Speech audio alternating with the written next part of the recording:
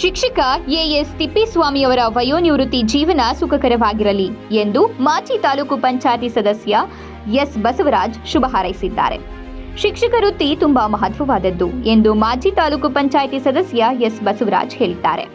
ಭಾನುವಾರ ಪಟ್ಟಣದಲ್ಲಿ ಸ್ನೇಹ ಬಳಗದಲ್ಲಿ ಹೊಸದುರ್ಗ ತಾಲೂಕು ಮಾಡದಕೆರೆ ಶ್ರೀ ದುರ್ಗಾಂಬಿಕಾ ಹಿರಿಯ ಪ್ರಾಥಮಿಕ ಶಾಲೆಯ ಶಿಕ್ಷಕ ಎಎಸ್ ತಿಪ್ಪೇಸ್ವಾಮಿಯವರು ವಯೋನಿವೃತ್ತಿ ಪ್ರಯುಕ್ತ ಸ್ನೇಹ ಬಳಗ ವತಿಯಿಂದ ಸನ್ಮಾನಿಸಿ ಮಾತನಾಡಿದ ಅವರು, ನಾಡನ್ನ ಸದೃಢವಾಗಿ ಹಾಗೂ ಸಮಾಜವನ್ನ ಉತ್ತಮವಾಗಿ ಕಾಪಾಡುವಲ್ಲಿ ಶಿಕ್ಷಕರ ಪಾತ್ರ ಅತ್ಯಂತ ಮಹತ್ವವಾದದ್ದು.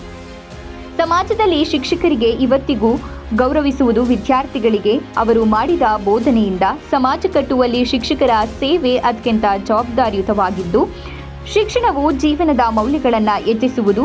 ಅದರಿಂದ ಎಎಸ್ ತಿಪ್ಪೇಸ್ವಾಮಿಯವರ ವಯೋನಿವೃತ್ತಿ ಜೀವನ ಸುಖಕರವಾಗಿರಲಿ ಎಂದು ಶುಭ ಹಾರೈಸಿದರು.